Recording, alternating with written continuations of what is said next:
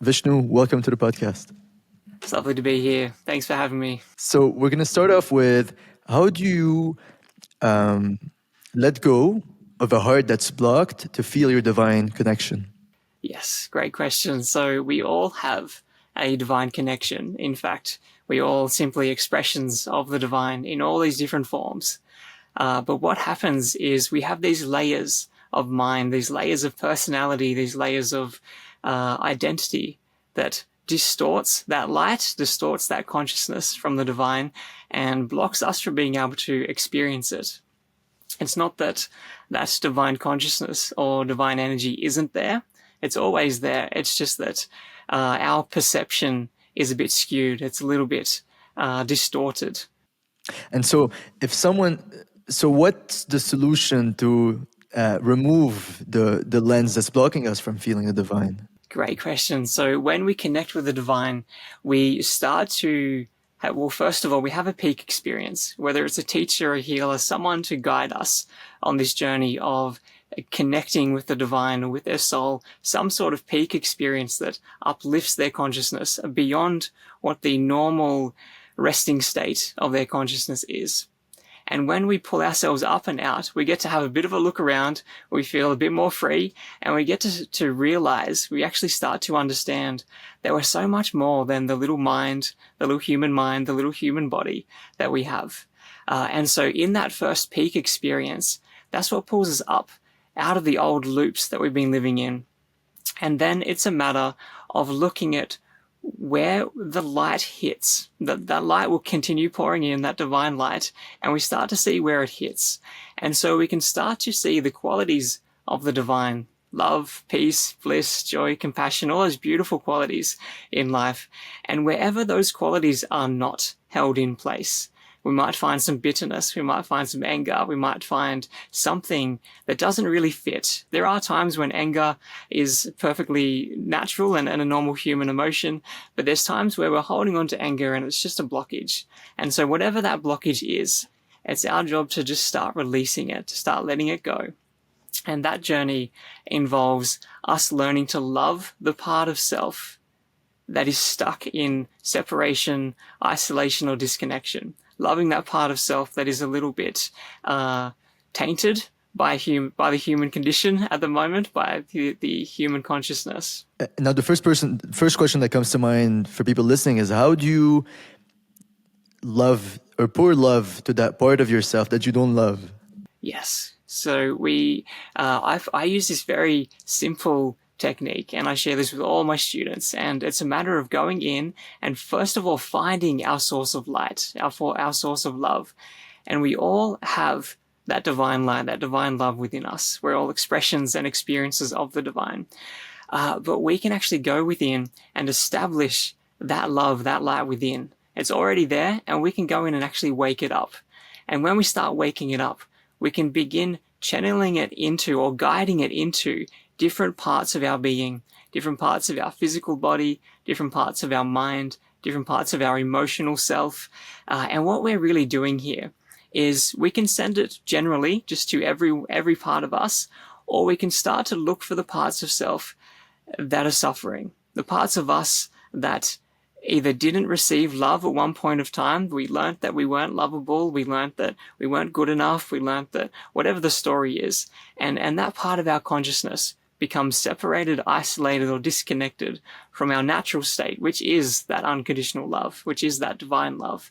And so anything that's outside of that, that's a bit separate, we can actually send this love to that part of self, remind them they are actually loved, and then bring them back home into the fullness of who we are.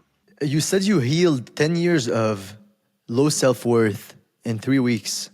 That's really interesting. I would love to learn how someone can try to also do this. Yeah. Do you want me to share the story of that journey? Yes, so please, I can share with please. you what that... Yeah, please. Yeah, great. So I struggled for many years. It was 10 whole years of anxiety and depression, low self-esteem, all sorts of really hard traits. And there was a point in my life where I thought I tried it all. I felt like I tried all the, the drugs from the doctor, the counseling, you name it. I tried it. I tried the self-medicating, the drinking myself to sleep. I did all the different things, that would help me or provide some relief from that anxiety and depression. And what I found was nothing was really getting to the core of what was going on. Nothing was really hitting deep enough to help me understand what was wrong, because I felt like there was something wrong with me. Why could I not function like a normal human being? And why was I feeling these emotions every single day? Why was my life not, full of peace and joy and bliss? And so I ended up finding that, well, I went through many stages of suicidal thoughts, suicidal tendencies. And there was this moment where I thought, that's it. I wrote the note, left it at home, went for a drive out into the forest, and I was looking for a place to basically check out, to end it all. And I got out of my car and I walked over, to the other side of this little dirt road. And as soon as I got there, my heart just cracked open. There was this unconditional love that I feel like I remembered, but struggled to remember where from, just started bursting open in my chest. And I was numb for 10 years. I couldn't feel love. I couldn't feel any affection. I couldn't feel any of these things. And so most of my life was me trying to find that. And so after having that big experience, which was filled with a divine vision, an opportunity of divine intervention, and when I had that vision of the Divine Mother stepping into my life and really waking up that love in the heart space, I first of all realized that this was not the end, that I had so much more to do. I started to feel that love that I was looking for the last 10 years. And I realized that there's a bigger purpose here. I started to feel like I was called in, like there was a reason why I came here. And so that started this journey of healing. And I very quickly, within the next couple of weeks, I found a healing meditation. And now I wasn't spiritual by any means. I was not into meditating or anything like that up until this point. This was very new to me. And I found a beautiful teacher in my hometown that was running a healing meditation. And I went along, and I remember walking up to the door and thinking, oh, I could turn around now and no one will know I tried to attend a healing meditation. But I worked up the courage and I went in, and I sat down on the floor, and this teacher guided this meditation for about 60 minutes. And it was on exactly what I was struggling with. And I had never shared that with her. It was all the personal, real, deep stuff that I wouldn't tell anyone about. This teacher was able to guide me through a process of not only understanding them, but starting to heal and overcome those things. And so working with that teacher and then introduced to her guru, her teacher, worked with them for 3 weeks. And at the end of that 3 weeks, and mind you, there was a retreat in there was lots of meditations, there was lots of stuff in that 3 weeks. But at the end of that 3 weeks, I realized that I couldn't find any anxiety. I couldn't find any depression. It was all gone. There was not a trace in me anymore. And what actually happened there? It's not that this teacher was some magical healer, which is a great healer. They're great healers. They're great teachers. But what really happened there was they delivered me to that place where my soul was. They delivered me to that divine connection, to that soul connection that I was looking for. And so I really feel like most of my suffering and most of my students' suffering comes from that disconnection to who we are as souls, who we are as expressions of the divine. And so for me personally, that's what happened in those 3 weeks. I was able to come back and reconnect with my soul and with the divine. And all those pieces of suffering just dissolved. What a remarkable story, first of all. The thing is here, how can people take practical steps to reconnect with their heart space, with their soul? Yes. So when I start working with someone on their healing journey, the spiritual journey, the first thing we do is really understand what's going on for them. We want to make sure we can help them have their big healing breakthrough. Most of us end up on the spiritual path because we have some healing work to do. We find that our quality of life is a little lower than we wanted it to, regardless of our external world. Internally, we're suffering in some way. And so in the future, we see that as a blessing in disguise. We see that it was actually the greatest gift, that piece of suffering. But at the time, it's the worst thing that could ever possibly happen to us, and we're really struggling with it. And so we want some help. And so we find someone like me or one of my teachers or a healer out there to assist us. And so the first thing I focus on doing is helping people have that big healing breakthrough, which means understanding what that blockage is, understanding what part of them feels separated, isolated, and disconnected. And then after we understand what's going on, it's really my job to love them. It's really my job to help them experience that divine love and connect with that divine love within them. Can we try an example? So I can tell you one of my negative feelings, so people can relate through like doing it like an improv, like doing it now. I feel sometimes feelings of insecurity and not good enough, and it makes me want to please others in some way. Yes. And so with that sense of insecurity, that sense of low self-esteem, that sense of not being enough, you reach out and you try to prove yourself and try to earn that acceptance, that approval from others by serving them, by doing something, by cheering them up, by always being positive, whatever that story is for you. And so for you personally, what part of you, if you look back through your life, what was the original time when you learnt or you were convinced that you weren't enough just as you are? When did you learn that actually maybe I'm not enough just as I am? Maybe I need to grow or change or learn something new or turn into someone new before I can be accepted or approved fully. Does that make sense? Yes, it makes so much sense. It was when I was 16. I got bullied for having a big nose, and it really created a feeling of lack inside. Okay. And so up until 16, did you struggle with low self-esteem at all? Yeah. When I was younger, I was a bully when I was 8 to 10, and I used to get shouted at a lot because I used to do all the wrong stuff that you could do by teachers, by parents, and so I think that might have affected also. Okay. All right. And so were in those years where you were being yelled at and shouted at and all of that, were you feeling like you weren't enough then? Or was this not a story yet? I think it wasn't as much a story, but there was an emotional hit, I think. All right. And so we would trace that back. So first of all, 16, we can do some work around that, around when you were bullied, when you were taught or where you learnt from your surroundings that you weren't enough, and that for some reason, because of your physical appearance, you weren't enough. And that's the case for a lot of people. So many of us go through some form of bullying or some form of not being accepted or approved of by our friends and other people that we share our day with. But what we would do is we would keep going back, all the way back. And what we find is there's usually these earlier times, very early on, that made us feel like we weren't enough, that may have inspired you between the ages of 8 and 10 to be the more dominant one, to do those things, to get approved, to get approval of your friends who you were, bullying other people with, or whatever the story is. Does that make sense? Yeah, so we would trace it back to the source. Yes.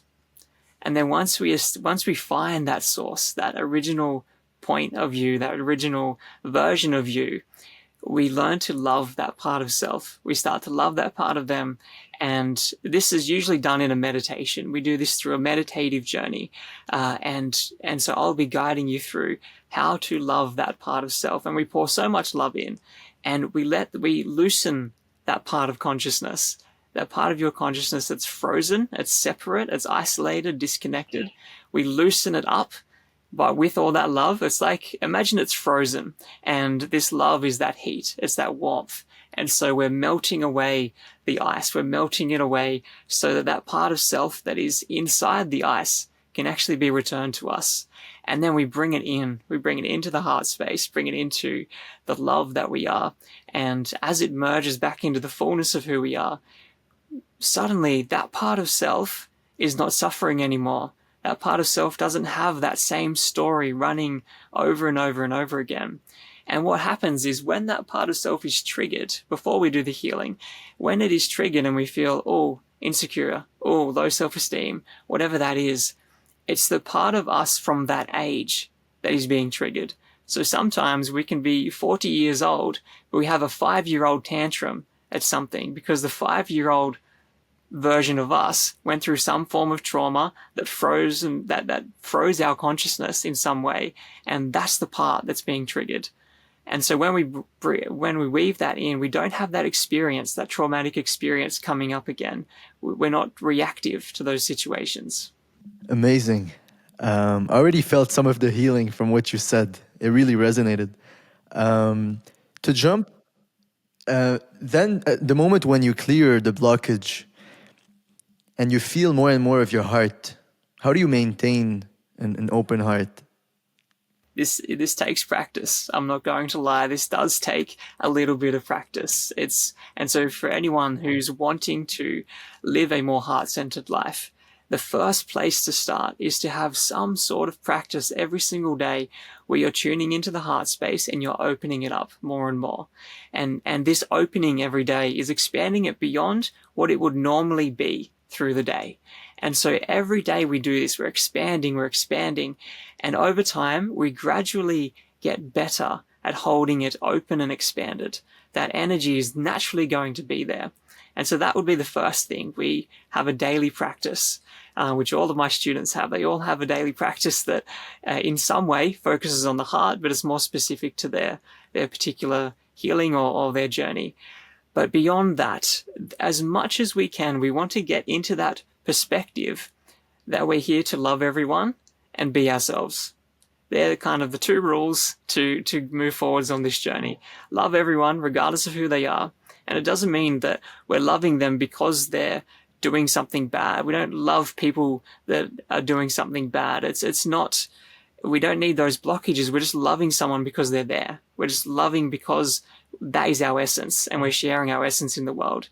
And so we don't get caught up in their story. We don't get caught up in our story. We're just that process of love. And the more we do that, we actually find that instead of being the one doing the loving, we end up just turning into love in action, that motion of love, that process of love. And so when that happens, we're opening up and becoming a channel for divine love in the world.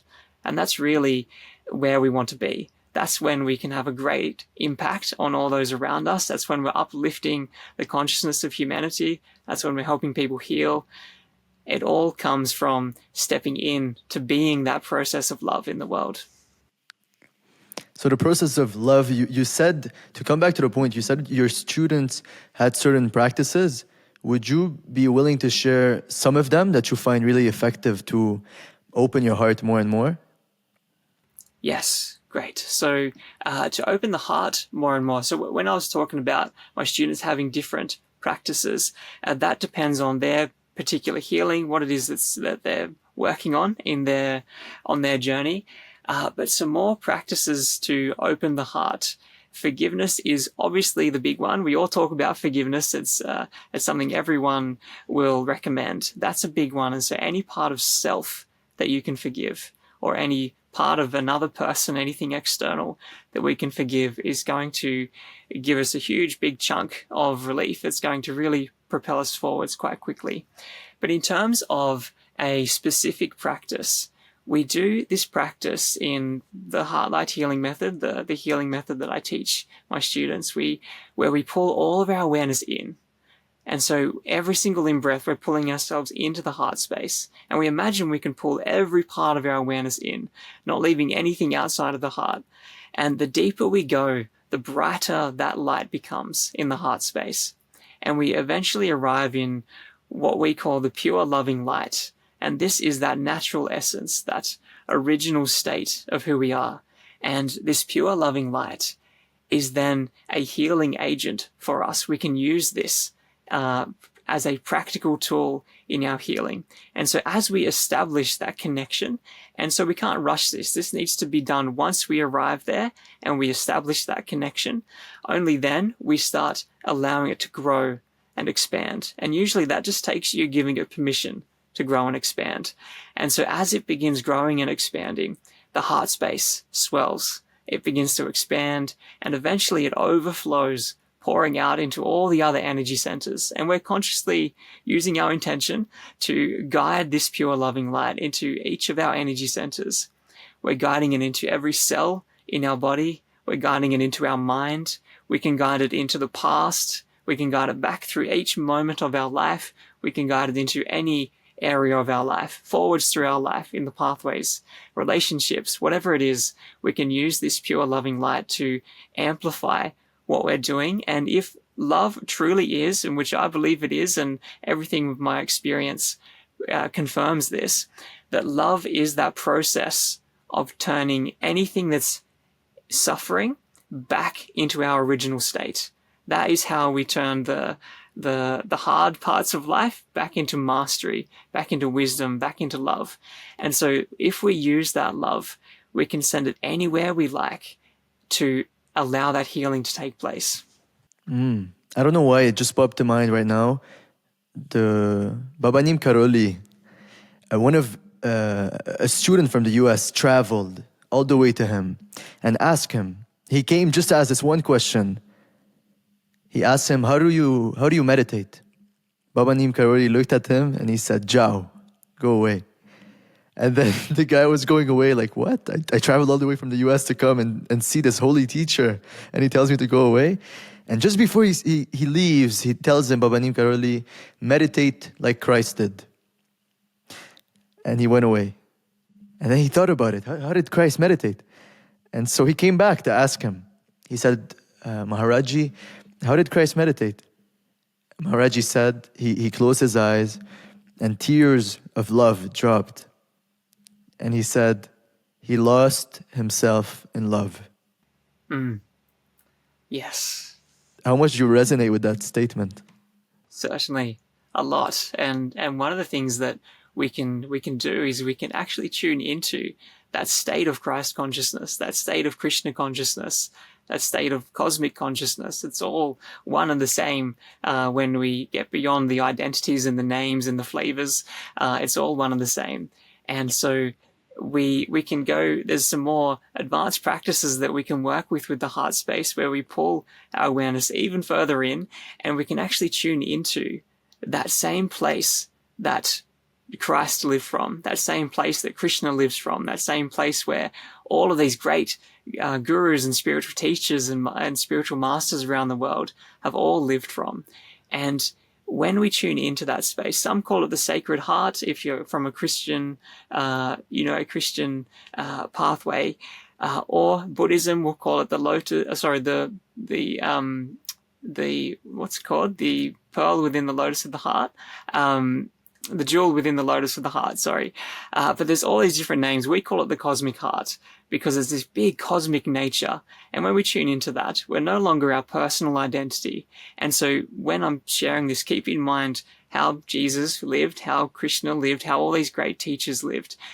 They didn't live for themselves. They didn't live because their identity wanted to be this or to be that.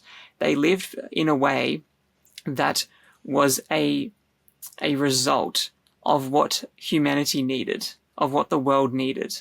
And so the way that they lived was in direct connection with that cosmic consciousness. They became the answer to what was needed in that present moment. And we can all do that. We can all step into that state of consciousness more and more. It takes some effort. We're not all going to step right into it like some of those great teachers and masters have done.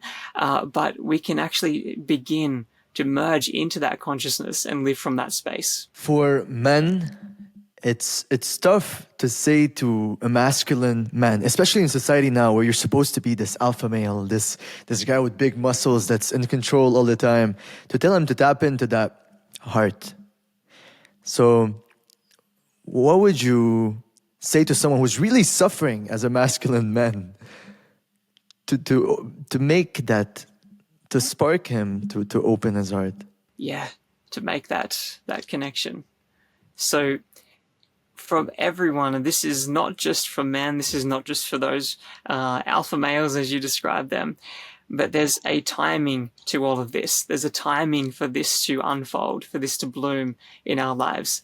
And it really comes down to when we choose that the suffering we're facing is too much, when we finally choose that it's too much to keep doing the same thing again and again and again, then we're open to choose something different. We're open to try something that's a little different. And I know coming into the heart space and learning to love ourselves sounds like quite a scary thing for a lot of men out there. It's not really something that we all do easily. It's not something that we're taught. I know many of us are taught to not feel our emotions, that, we're men, we don't do emotions. And so what I would really encourage those people to do is you don't have to tell everyone you're doing it. You can just try it yourself. What does it feel like to start to become your own source of emotional needs in your life? And so instead of, I want to be this loving presence in the world, I want to be connected with the divine, or any of these concepts, what does it feel like to be your own source of needs in this world? And so instead of outsourcing your needs for acceptance, outsourcing your needs for approval, outsourcing your needs for all of those things, what happens when you turn that on its head and you become your own source of needs? You become unstoppable. There's nothing that can hold you back. There's nothing that can stray you from your path, because there's nothing they have that you need. And this works with, in our relationships. We're not going to be sticking around in a toxic relationship or an unhealthy situation because they're supplying our needs, because we're already full. And so for those people, I'd focus a lot more on becoming our own source of our emotional needs. Our own source of emotional needs. What a powerful statement. Because we're so brainwashed as young men. You should not cry. You should not show emotion. You should be tough. Especially in the Middle East and other countries abroad. But our true essence, that's the thing you preach, is that our true essence is already love. It's already full. It's already enough. That's it. We're already enough. All of us already enough, just as we are, regardless of how dysfunctional our mind is, regardless of our thoughts, our words, our behavior, regardless of what we've done in the past. We're all enough, and we're all filled with divine love. It's just a matter of changing our perception. And that perception is really just pulling away those layers of stories, those layers of identities that say we're not. And once you do so, you've healed that part. You've reconnected with your essence, which is love. Especially also for men who have, once they remove those perceptions and those beliefs, then the question becomes, okay, now that I'm in the heart, how do you tap into your intuition to discover your life purpose and to serve through it? Yes. Great question. And so to take this further, once we do some healing work and have that big healing breakthrough, we're feeling good about ourselves, our emotions are much more stable, we can start to connect deeper with our soul. And there's practices we can use, there's different pathways we can take to connect with the soul. But what we do, and what I do with my students, is we go on this journey to connect with the soul in a way that is tangible. And if you like, in a moment, we can talk about the different dimensions and how to get to the soul dimension and those sorts of things. But when we get there, it feels like home. We start to realize that this small human character that we're playing is so tiny. It simply feels like last night's dream, or a dream from a week ago. When we're living in that soul space, it doesn't really have much substance to it. It's really quite small in our consciousness. But when we're living our lives, we're so ingrained and so stuck in our little mind, in our little body. And so when we connect with the soul, it pulls us up out of that small perception, and we start to realize that infinite nature of who we are, that unlimited potential of who we are. And when we start tuning into that, we can begin remembering what that yearning was that pulled our soul into this life in this lifetime.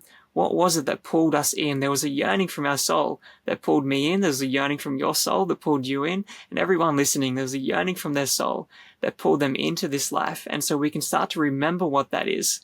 And then we align our life with whatever that is.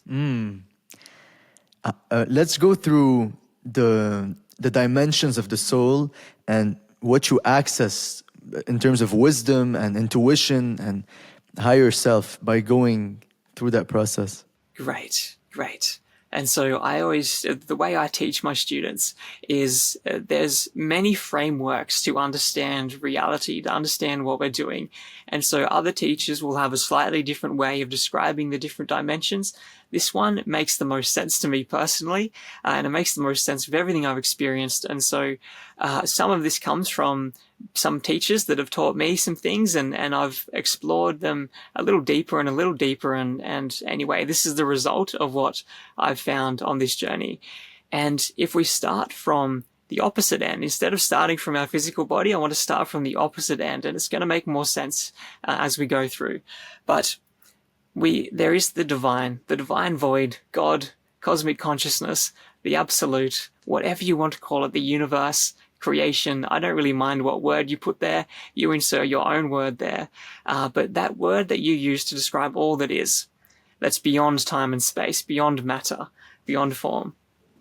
And now that beyond that formless consciousness, that divine consciousness, wants to experience itself in some way. And so it pulls itself into different experiences, individual experiences and expressions of itself. And that is what we call the soul. So my soul, your soul, everyone's soul is an individualized experience and expression of the divine. And so that experience, that expression of the divine, once it's put into an individual experience or piece of consciousness, that is then what we call the soul dimension. And so we've gone from the absolute to now we have an individualized experience, a perspective to view from. And so that creates what's called the soul dimension. And now that soul dimension, that part of us that is the soul, is then pulled into a deeper form. And this form is pulled in because our soul is pulling itself in. It's the gravity of the soul's desires, the soul's yearning, that pulls it into a form. And this next form that it takes is an astral form. And this is what we can see as our identities. It can be our thoughts, our beliefs, all these sorts of things live in the astral dimension. And there are beings that live just in the astral dimension. There are beings who don't have a physical body. They have a body in the astral dimension. And so the rules are a little bit different for those. But for those of us who are watching this, you're in a human body. And so you've been pulled in even deeper into the physical dimension, into a physical body, where that astral body has then become so dense that it's condensed that divine void into matter, into cells in our body, into atoms. And so that's when we have the physical dimension. And so here we are, we sit in our physical dimension with our physical body in our physical home, but we have an astral identity. We have astral thoughts and beliefs. Our emotions are in the astral field because our emotions are a wave of consciousness and energy. They're not a physical thing. Yes, we do have a physical response in the body when an emotion arises, and so that part is physical, but the emotion itself and the story attached to it is in the astral dimension. Yeah, I think you simplified one of the biggest mysteries on earth in 60 seconds. And so there's going to be many layers in each of these dimensions, and so there could really be thousands with what we're talking about.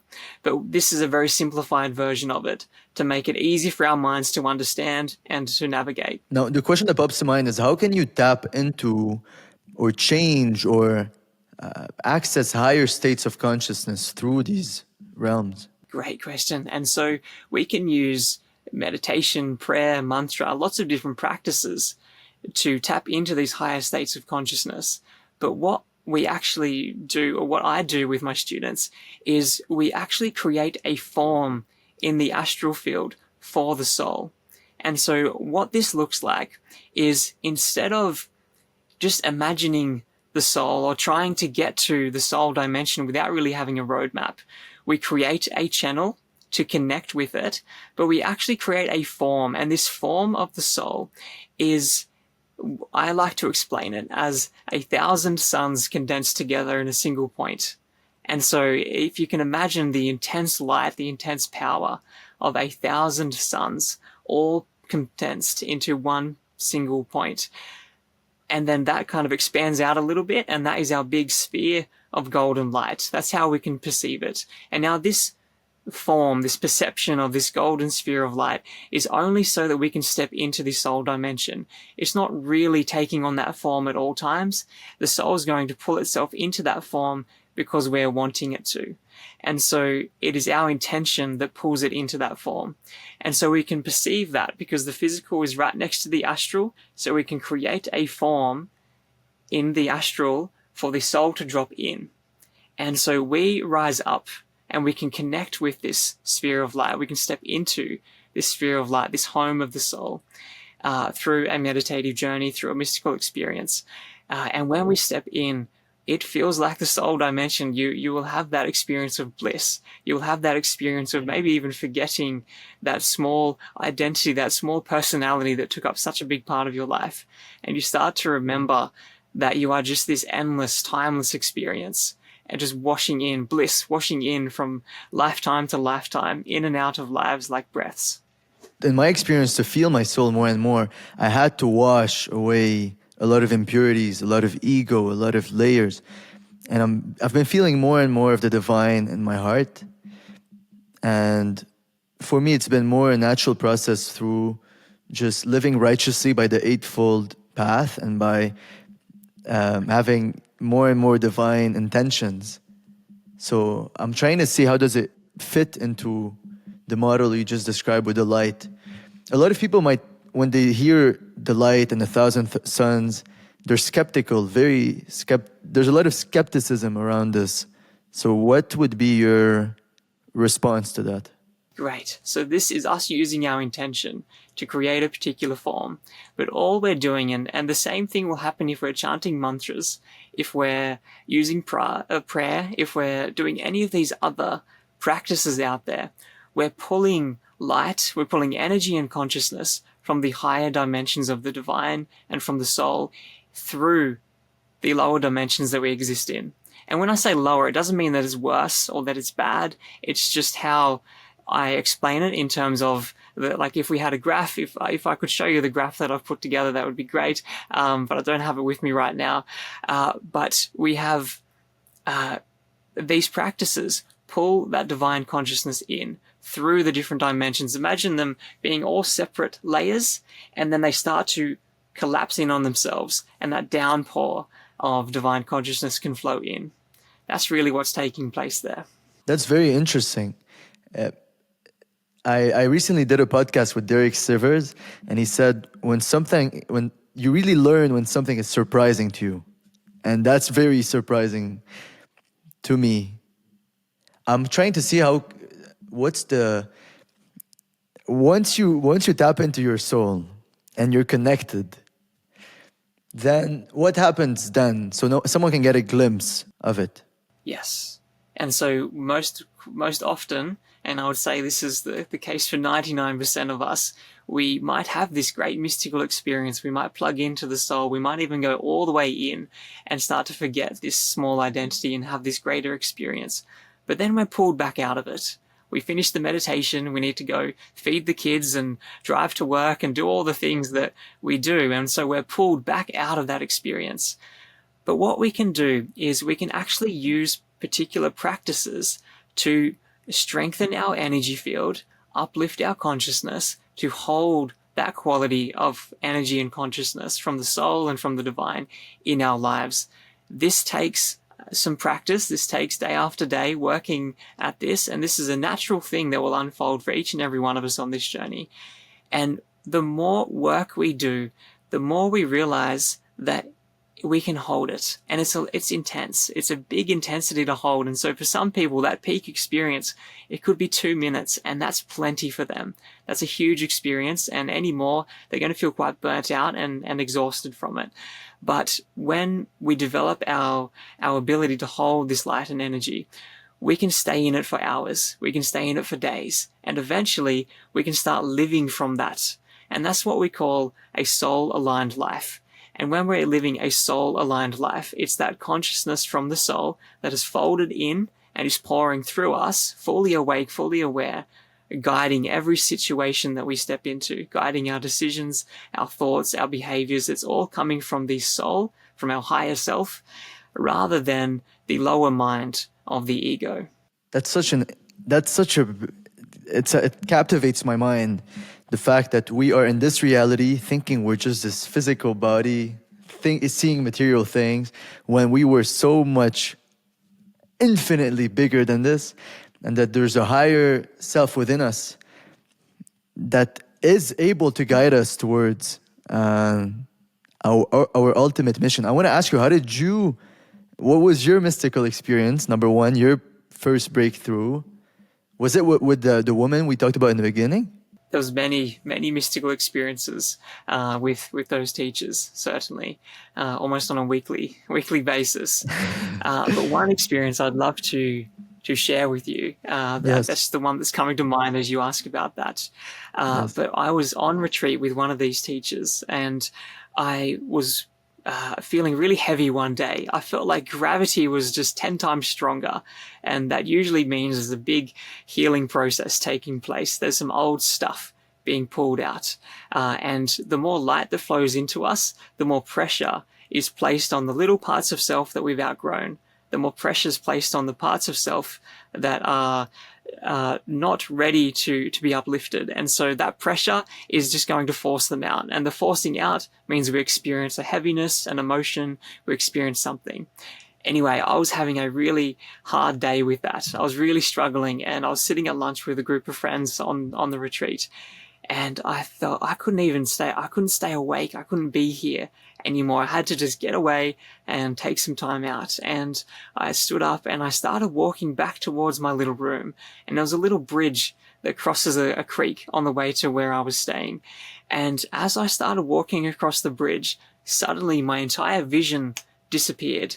I couldn't see. And my guru, Sri Shakti Amma, who is the incarnation or an embodiment of the Divine Mother, just changed my vision completely, just gave me this mystical experience. And I was shown in what felt like about half a second, the entire journey from before I stepped into this birth, through my birth, through every moment of my life up until that point. And I could see how perfect it all was. I could see that it was exactly as it needed to be. And I could feel that calling in, that yearning of my soul to be pulled into this life, and also the calling from my guru to call me into this life. It's like there was a timing involved, and it was the right time, and so I was pulled in. And so that experience completely changed the way I perceive the different events in my life. But the amount of energy that was pouring in after that experience, I was walking around struggling to see still. My vision was still quite black. I couldn't really see much. I couldn't see much physically, but clairvoyantly there was a lot going on, and I could feel the divine all over me and above me and all around me. And I eventually went numb. My legs stopped working, and so I collapsed on the floor.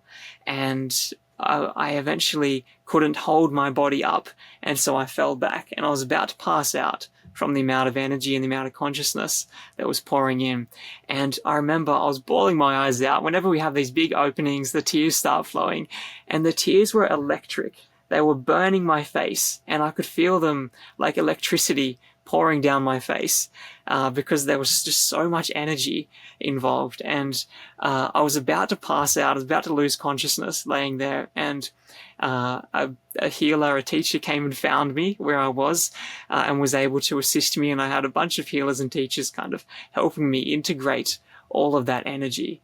But that mystical experience of having a direct perception of not only the divine, but the journey of me being called in as a soul into this lifetime was completely life-changing for me. It's such a beautiful thing, this whole experience. At some times we feel, when we look specifically in one moment, we feel, I wish I wasn't here. When you look at the bigger landscape, bigger picture, you realize it's all perfectly divine. Every single part of it is perfectly divine. Is there a mantra you repeat to yourself to reconnect when you're not feeling like it's divine? Yes, I use, there's many mantras I use, but one of the ones that is very easy for anyone to use is aham prem. And that simply means I am love. And it's not that love you have for your favorite car or your favorite chocolate bar. This is that divine love, that essence of creation, that fabric of reality, that essence of who you are. And so when we chant that mantra, we can do it internally, we can do it out loud. Aham prem. It simply means I am divine love. And then that experience will begin waking up within you. Aham prem. I am divine love. I heard Ramdas once say that his guru, Babanim Karoli, gave him the mantra, I am loving awareness. I am loving awareness. He repeats it over and over and over. So the mantra's job is it to brainwash? Is it to purify your mind? Or how does it really work for people that don't particularly know? Great question. Mantras are to get through the mind. Yes, your mind will become purified the more you chant the mantras. That is the effect, or one of the effects of using mantras. But the job of the mantra is to connect with something beyond the mind. And so if we bring it back to the different dimensions, we're in the physical body, we're using sound to chant particular mantras that go through the astral into the soul and into the divine. And so we're going all the way through, connecting with that, and the mantra pulls it in to our experience. It calls it into our experience. And so whether it's a hum pram or a different one altogether, there's millions of mantras out there we could all use. A lot of them are calling on the divine. They're talking about different faces or flavors or depictions of the divine. And we're really calling on the qualities of the divine in those mantras. We're asking for those qualities to wake up within us. For example, if in Hinduism, if we were to connect with the goddess Durga or Lakshmi or Saraswati or any of the goddesses, we're calling in their particular flavors. So Durga, really good for strength and courage and things like that. And so if they're the qualities we want to wake up within us, we connect with that part of the divine, that flavor, that face of the divine, and we call those qualities in. The same happens if we're connecting with Buddha or Jesus or whoever it is we're connecting with. We call in their qualities. So would you call a quality of the divine that you maybe are lacking or hurting with? So for example, with the case we started with, low self-worth. So then you would be calling into that for the divine to fill it? Yes. So we can, if we're struggling with something, for example, if something's not moving in our life, we want something to shift. There's some obstacles, some blockages in our life that we really can't move. One place that a lot of people turn to is Ganesha. He's the elephant-headed god in Hinduism, and he's known as the remover of obstacles. And so when we connect with Ganesha, we can experience those obstacles being removed from our life. Likewise, if we're struggling with a physical healing, there's something going on in our physical body and we can't shift it, we can connect with Dhanvantre, which is an aspect of Vishnu, the celestial healer, the divine healer, Dhanvantre. Really good for assisting us with our physical body. And so all of them are divine. All these different depictions are all the same divine. They're just different qualities of the divine that we're calling in. And so we can be a bit conscious about it and say, well, these are the qualities that I want to develop. I want more abundance. I want more strength. I want more wisdom, whatever it is that we want.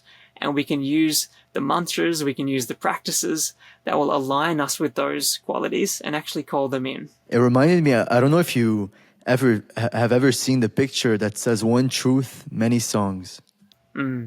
Yeah, and it shows a picture of the Buddha, Jesus, Krishna, all playing the same song on a DJ set. Yeah. Yes. I've recently had a debate with a friend. I've been on a spiritual path for the past 6, 7 years, and he has recently found and really connected with Christ. And he tells me Christ is the only truth, the only way, the only life. There's nothing other than Christ. And I've debated hours on this, so I want to see your take. And you'll likely spend many more hours on that one.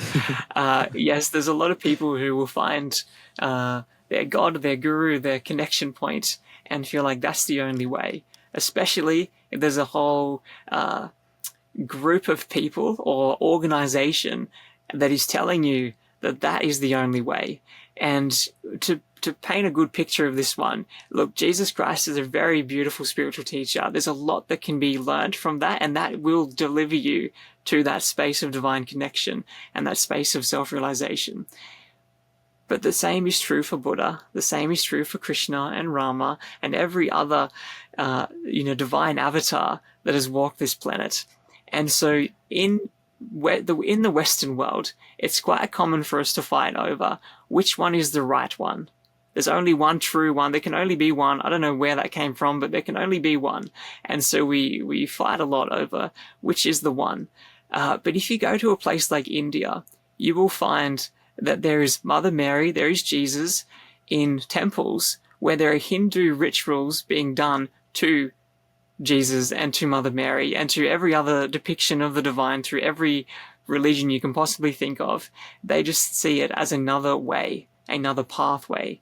And my take on all of this is that nothing should be taken just as someone's told you, so you take it as truth. This should be all based on your experience. If you're a true spiritual seeker, there needs to be some experiential knowledge coming from this. You need to connect. You can connect with all these different gods and goddesses. Try all the practices out there. Try every pathway you can. Which one gives you that experience of connecting with the divine? Which one helps you the most? That's your pathway. You don't need to fight about it. You don't need to convince anyone that is the right way. If that's the place that you find your connection, then great. You found your path. So all the paths eventually lead, once you find your path, to the divine oneness. Yes. Many pathways, all leading to the top of the same mountain. They all arrive at that same destination. But some people have particular needs from a soul perspective. There's some healing, there's some karma that they want to churn. And so different pathways will suit different people. And so for me personally, I don't have a particular religion, even though I have a Hindu name and my guru is Hindu. I'm not Hindu. I love Hinduism. I think it's a beautiful path, but I also love connecting with Christ consciousness. I also love the teachings of Buddha. I also love connecting with Mother Earth and all these other ways and pathways. They're all there and they're all a part of my journey. But when we're connecting with all these different pathways, it just means we need to stay true to what's right for us. We need to constantly be tuning in and seeing what is right and aligning our practices with that. And that what is right, what is true, is going to be different from person to person. So it's a very tailored process. It's not a one-size-fits-all. It's a continual... Certainly. Yes. Testing until you find the thing that really resonates. When you say resonates, you mean it opens your heart. You feel the presence in your heart. Yes, you'll feel the presence in your heart space, in the crown chakra, wherever it is that you feel that. If it's uplifting your life, if you're experiencing healing, if you're having those deeper mystical experiences that help you remember more of who you are, then great. There's something there for you. Okay. Amazing. So usually when I finish interviews, I like to finish with a game. So it's an improv game called the end game. So I will say a statement, then you continue it with and then I will continue your statement with and. You want to play? Sure. I've never played this before, but yes, let's do it. I'm slowly letting go more and more of my ego. And I'm connecting more with who I truly am. And by connecting more with who I truly am, I feel more and more of the divine. And as I connect more and more with the divine, the suffering in my life dissolves. And through that, the light shines and radiates more and more, more and more, more and more. And so more people in my life are impacted and uplifted by this light. And so slowly, the entire community becomes more and more uplifted by the light. And this is how we call in what people would call the new earth, or the age of compassion, or the age of light. And this is it. This ending couldn't have been scripted better. But yeah, Vishnu, I want to thank you. I want to thank you so much for your time, your wisdom, and I want to give you a platform to share whatever you're doing right now. Yeah, great. And so if anyone would like to experience this connection with the soul and go on a journey with me to step into your soul-aligned life, I've opened up a 3-day course. We spend about an hour or two a day, every single day for 3 days, learning how to connect with the soul, learning about these different dimensions, how to navigate them, how to heal the blockages in the different dimensions, and ultimately how to step into who you came here to be. I do have a course that I've opened up completely free for you. It's called the Soul Activation Course. And so if that is something you would like to join me with, you can find me on Instagram and just send me the word sacred. Send me a message with the word sacred, and I'll send through everything that you need. Perfect. I will put all your links below, and we are finishing today exactly at 11:11 at my time.